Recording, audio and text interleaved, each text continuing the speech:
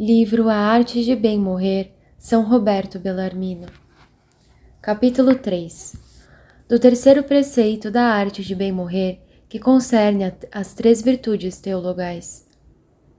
Ensinamos no capítulo anterior que para se viver bem, em primeiro lugar, é necessário morrer para o mundo antes de morrer para a vida corporal.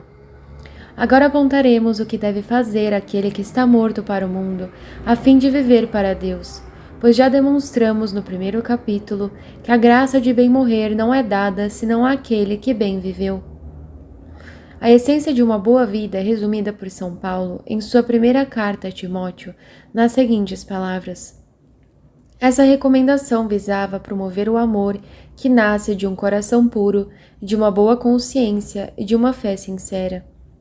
O apóstolo não ignorava a resposta que Nosso Senhor deu àquele que o interrogou. Que devo fazer para possuir a vida eterna? Ele respondeu: se queres entrar na vida, observa os mandamentos. O apóstolo, porém, queria explicar em poucas palavras o fim do primeiro mandamento, do qual depende toda a lei, todo o entendimento desta, seu cumprimento e, semelhantemente, o caminho para alcançar a vida eterna. Ao mesmo tempo, ele queria ensinar quais eram as virtudes necessárias para alcançar a justiça perfeita, da qual havia falado em outro lugar. Atualmente permanecem estas três: a fé, a esperança e a caridade. Mas a maior delas é a caridade. Ele diz, portanto, que a finalidade da lei é a caridade, isto é, o fim de todos os mandamentos cuja observância é necessária para se viver bem, consiste na caridade. Assim, quem ama a Deus cumpre todos os preceitos relacionados à primeira tábua da lei, e quem ama seu próximo cumpre todos os mandamentos relacionados à segunda tábua. São Paulo ensina essa verdade mais claramente em sua epístola aos Romanos, quando escreve: quem ama o próximo cumpre plenamente a lei. De fato, os mandamentos: não cometerás adultério, não cometerás homicídio, não roubarás, não cobiçarás, e qualquer outro mandamento, se resumem neste: amarás o teu próximo como a ti mesmo. O amor não faz nenhum mal contra o próximo. Portanto, o amor é o cumprimento perfeito da lei. Destas palavras podemos entender que todos os preceitos relacionados à honra devida a Deus estão plenamente realizados na caridade. Pois, assim como o amor ao próximo não pode fazer o mal contra o próximo, também o amor a Deus não pode fazer nada de mal contra Deus. Assim sendo, a plenitude e a perfeição no cumprimento da lei em relação a Deus e ao nosso próximo é a caridade. Mas qual é a natureza da verdadeira e perfeita caridade para com Deus e com o próximo? O mesmo apóstolo a declara dizendo: a caridade de puro e limpo coração, de boa consciência e de fé não fingida. Nessas palavras entendemos por boa consciência, assim como Santo Agostinho em seu prefácio ao Salmo 31, a virtude da esperança, que é uma das três virtudes teologais.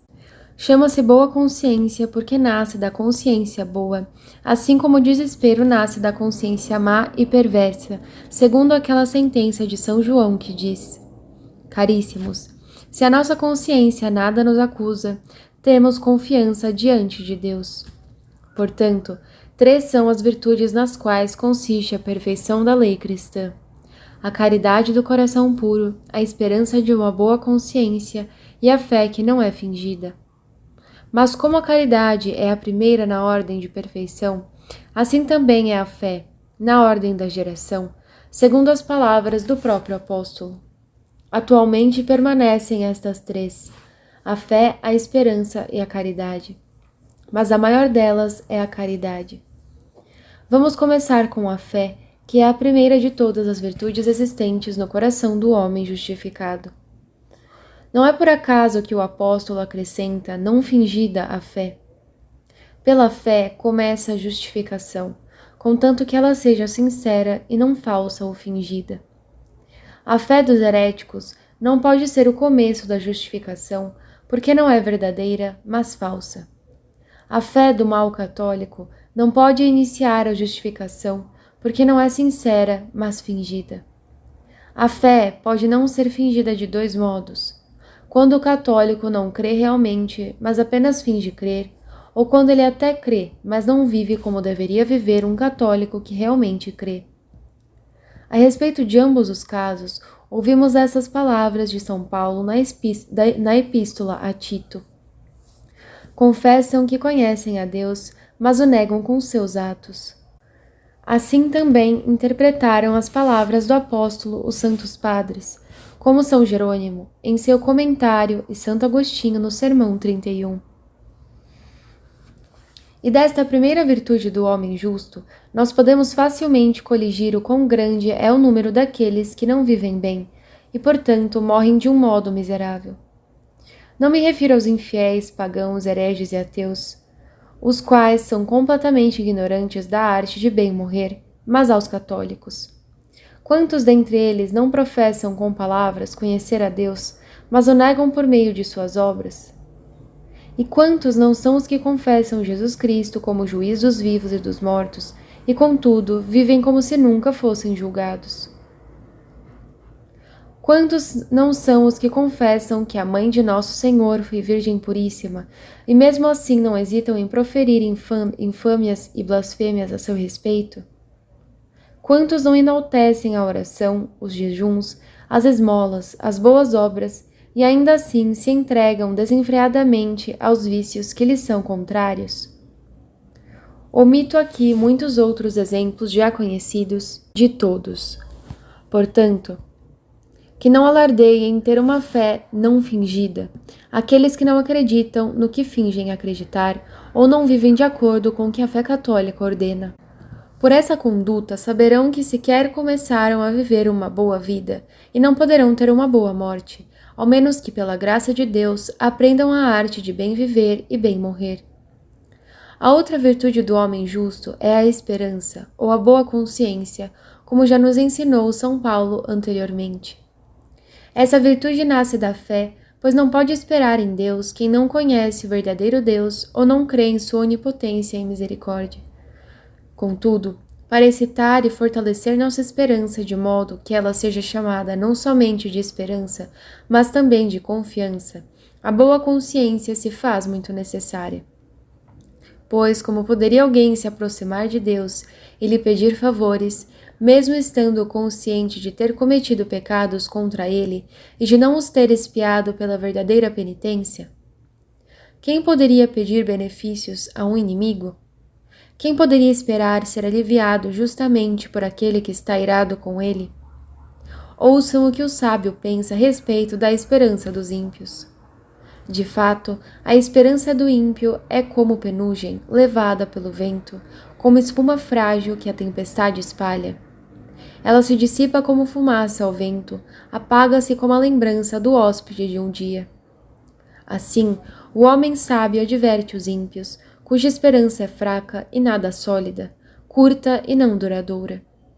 Eles podem, enquanto estão vivos, nutrir alguma esperança de que algum dia alcançarão o arrependimento e se reconciliarão com Deus, mas quando a morte os alcançar, a não ser que o Todo-Poderoso lhes dê a graça do arrependimento e inspire neles a verdadeira compulsão de coração, sua esperança se converterá em desespero e exclamarão com os demais ímpios: Nós nos desviamos do caminho da verdade, a luz da justiça não brilhou sobre nós e o sol para nós não nasceu.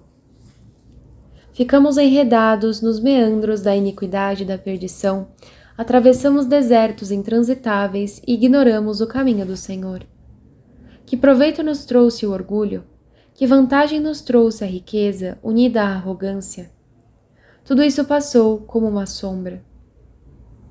Assim, o sábio nos adverte que, se quisermos viver e morrer bem, não devemos nos atrever a permanecer em pecado, mesmo por um instante, nem nos permitir sermos enganados por uma confiança vã, segundo a qual dispomos ainda de muitos anos para viver, e este tempo nos será dado para nos arrependermos.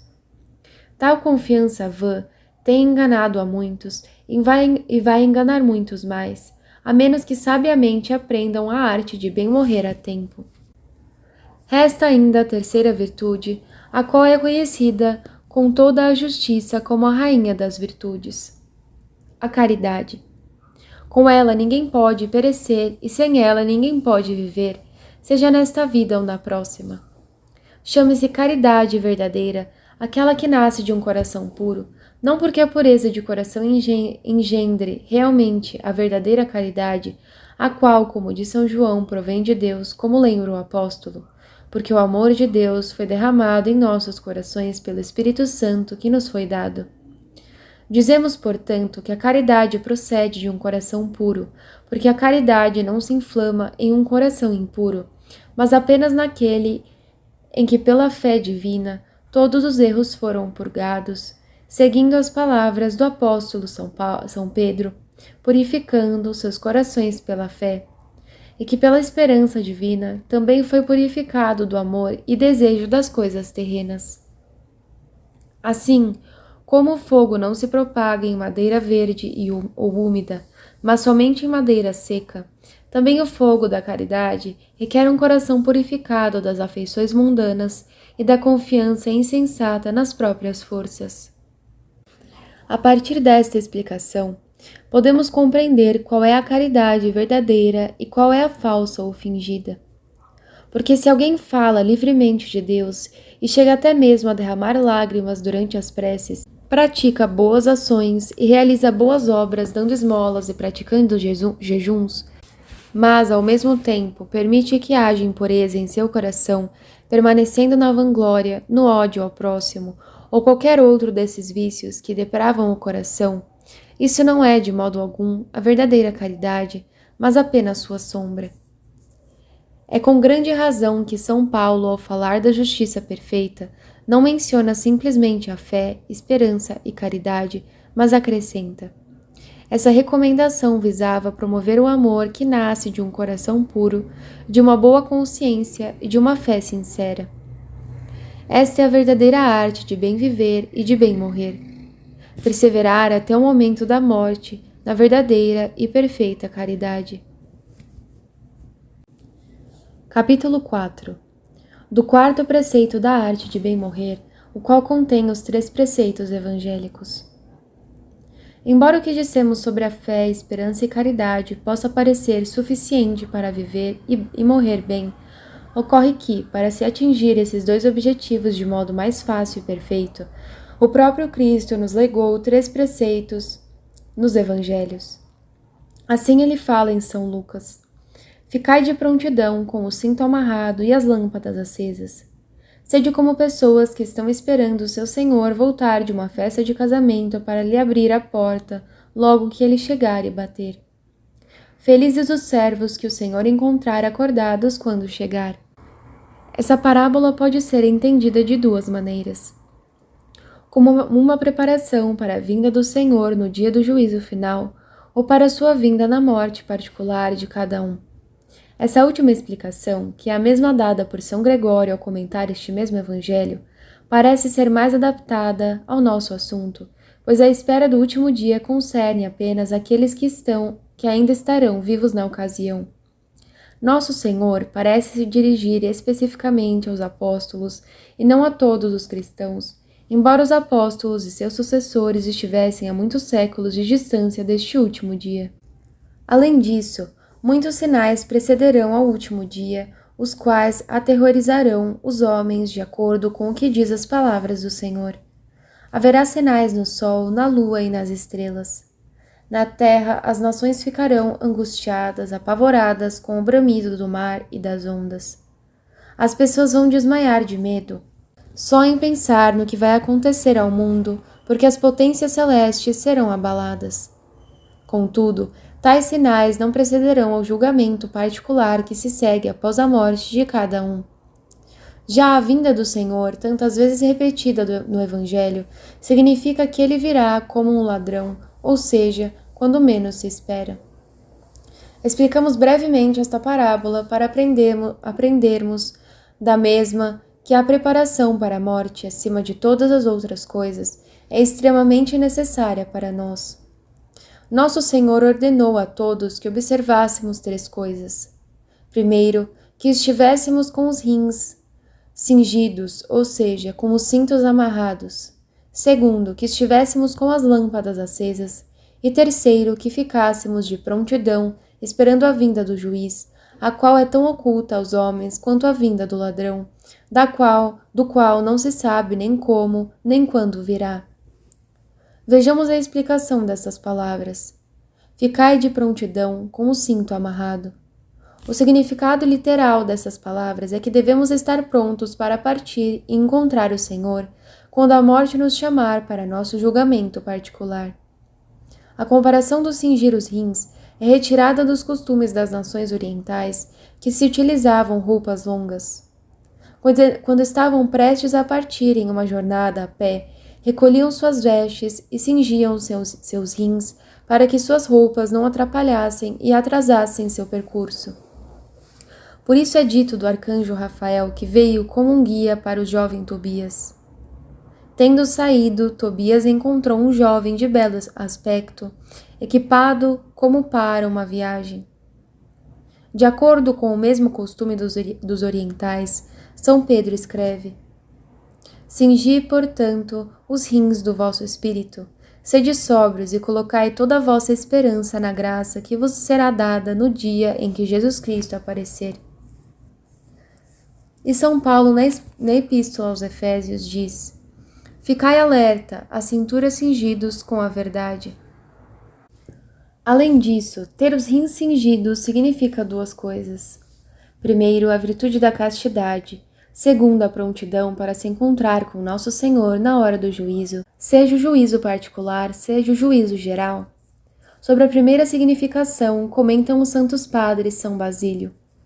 Em sua explicação do 15º capítulo do livro do profeta Isaías, Santo Agostinho, em seu livro sobre a continência, e São Gregório, na 13ª homilia sobre os Evangelhos. Se dentre todas as perturbações da alma, a que mais impede a prontidão para ir de encontro a Jesus Cristo é a concupiscência da carne, não há, portanto, virtude que torne o homem mais pronto e ágil para seguir a Jesus Cristo do que a castidade virginal e a mortificação dos apetites sensuais. Lemos no Apocalipse que as virgens seguiam ao Cordeiro onde quer que fosse. E São Paulo, exortando a essa virtude, diz: O homem não casado é solícito pelas coisas do Senhor e procura agradar ao Senhor. O casado preocupa-se com as coisas do mundo e procura agradar a sua mulher. E assim está dividido. Mas há ainda outra explicação, segundo a qual o cingir os rins não se restringe apenas à continência, mas inclui a pronta obediência a Cristo em todas as coisas. Tal é a interpretação dada por São Cipriano em seu livro sobre a exaltação do martírio, o qual é seguido pelos antigos comentadores de São Lucas. Segundo esta interpretação, quando o Redentor nos manda cingir os rins, não fala somente do símbolo, da mortificação e continência, mas da preparação de ânimo que devemos ter sempre para recebê-lo e prestar-lhe contas de nossas vidas a qualquer momento, quando bater à nossa porta e nos chamar para o juízo. Neste instante, prestaremos contas de nossas obras, pensamentos e palavras, de cada ideia e palavra vã que tenhamos proferido. Quando a morte sobrevier subitamente, que farão agora aqueles que estão totalmente imersos nos cuidados do mundo e que não pensaram por um só instante sobre as contas que deverão prestar a Deus de todas as suas obras, palavras, pensamentos, desejos e omissões? Seriam eles capazes de se encontrar com Cristo com seus rins cingidos? Ou estariam eles tão emaranhados em seus pecados e apetites sensuais que cairiam em desespero? Que dirão ao juiz quando lhes disser: Desgraçados, por que não escutastes o conselho que tantas vezes vos admoestei, dizendo: Buscai em primeiro lugar o reino de Deus e a sua justiça, e todas essas coisas vos serão dadas por acréscimo? Por que não atendestes àquelas palavras tantas vezes repetidas no Evangelho? Marta, Marta, tu te preocupas e andas agitada com muitas coisas. No entanto, uma só é necessária. Maria escolheu a melhor parte, e esta não lhe será tirada. Se repreendi a solicitude de Marta, que estava tão ansiosa para me servir, Como posso me satisfazer com a vossa ansiedade em acumular riquezas supérfluas, obter honras perigosas, satisfazer paixões pecaminosas, e neste meio tempo, a esquecer o reino de Deus e sua justiça, que é a coisa mais necessária de todas as coisas do mundo? Explicaremos agora outro dever do servo diligente e fiel. Ficai com as lâmpadas acesas. Para o servo fiel não basta estar com os rins cingidos, de modo a ir livre e facilmente ao encontro do Senhor. Uma lâmpada acesa também é necessária na noite em que espera o Senhor, para mostrar-lhe o caminho quando retornar do banquete nupcial. A lâmpada acesa significa a lei de Deus, a qual mostra o bom caminho. Tua palavra é luz para meus pés, e tua lei é luz, diz Salomão nos Provérbios, porque ilumina e mostra onde devemos pôr os pés e os passos que devemos dar para caminhar em direção ao céu. Mas esta lâmpada não poderá iluminar e apontar o caminho se for deixada em um aposento ou dentro da casa, pois devemos tê-la sempre em mãos, para que possa nos mostrar o caminho certo. Muitos conhecem as leis divinas e humanas, mesmo assim cometem muitos pecados ou omitem muitas obras boas e necessárias, porque não estão com a lâmpada em mãos, ou seja, seu conhecimento da lei não se estende para as obras. Quantos dos homens mais doutos não cometem pecados graves por não consultarem a lei de Deus ao agir, mas sua própria ira, luxúria ou outra paixão? Se o rei Davi, quando viu Betsabé nua, tivesse lembrado do mandamento divino, não cobiçarás a mulher do próximo, não teria cometido tão grave crime. Mas como se deixou levar pela beleza daquela mulher, esquecendo da lei divina, aquele homem, outrora tão justo e santo, acabou cometendo adultério. Portanto, devemos sempre segurar a lâmpada da lei, não escondida em nosso aposento, mas em nossas mãos, a fim de obedecer às palavras do Espírito Santo, que nos ordena meditar a lei do Senhor dia e noite, de modo que possamos dizer com o profeta: impuseste os vossos preceitos para serem observados fielmente. Oxalá se firmem os meus passos na observância de vossas leis.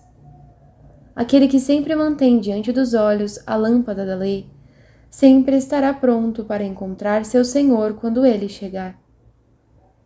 O terceiro e último dever do servo fiel é vigiar, estando incerto quanto ao momento da vinda do Senhor. Felizes os servos que o Senhor encontrar acordados quando chegar. Nosso Criador não quis que o homem soubesse a hora de sua morte, para que não se entregasse aos vícios, deleites e sensualidades durante a vida, deixando a penitência para o momento que antecede a morte. A divina providência, portanto, dispôs as coisas de modo que não haja nada mais incerto do que o momento da morte. Alguns morrem no ventre de suas mães, outros quando mal nascem, alguns na extrema velhice, outros na flor da juventude, enquanto que muitos definham por muito tempo ou morrem de repente, ou se recuperam de uma doença severa e quase incurável. Outros são levemente afligidos, mas quando parecem livres da morte, a doença retorna e os leva.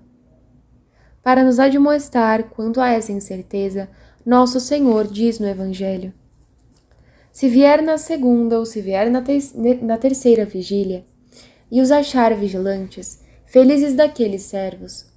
Sabei, porém, isto: se o Senhor soubesse a que hora viria o ladrão, vigiaria sem dúvida e não deixaria forçar a sua casa. Estai, pois, preparados, porque a hora em que não pensais virá o Filho do Homem. Para que compreendamos qual a importância de estarmos incertos do momento em que o Senhor virá para nos julgar, seja na morte de cada um, seja no fim do mundo, a Sagrada Escritura repete incessantemente a palavra vigiar, assim como a comparação do ladrão, o qual costuma vir quando menos é esperado. A palavra vigiar é repetida muitas vezes no Evangelho de São Mateus, de São Marcos e de São Lucas. A comparação feita com o ladrão também é comum não somente nos Evangelhos, mas também nas epístolas dos apóstolos e no Apocalipse. De tudo isso fica evidente o quão grande é a negligência e a ignorância, para não dizer a cegueira e loucura da maior parte dos homens que tantas vezes foram avisados através das Sagradas Escrituras pelo Espírito da Verdade em pessoa, o qual não pode enganar ou mentir jamais, da importância de se preparar para a morte.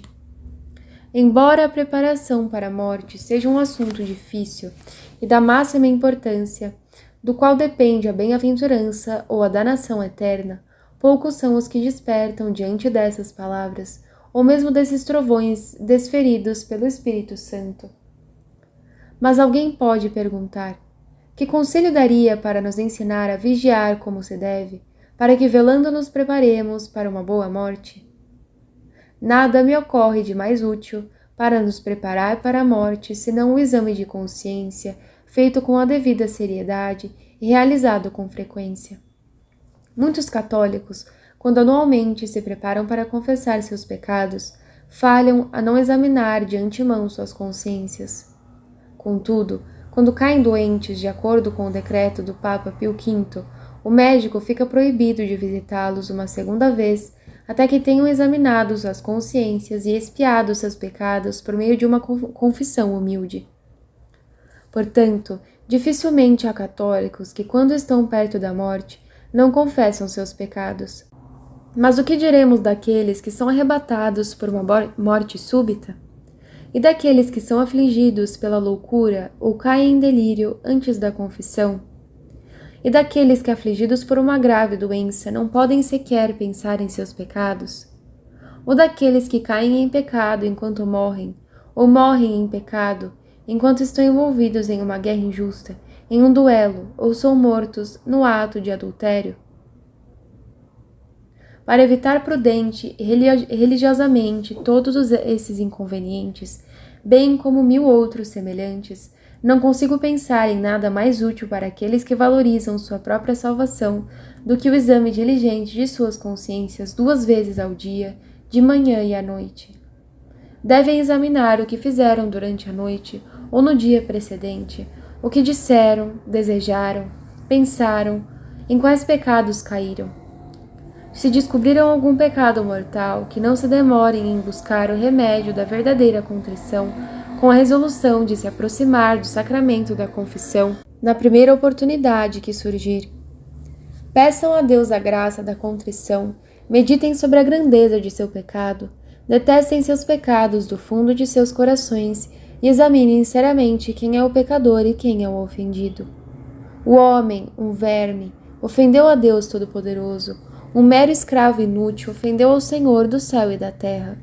Não poupem então suas lágrimas, nem deixem de bater em seus peitos. Façam uma resolução firme de nunca mais ofender a Deus, nunca mais irritar por suas ofensas nosso bondoso Pai. Se este exame for praticado diariamente pela manhã e à noite, ou pelo menos uma vez ao dia, dificilmente morreremos em pecado, estando loucos ou em delírio. Portanto, disso resultará que, estando bem preparados para a morte, nem a incerteza da morte nos causará dano, nem a felicidade da vida eterna nos faltará.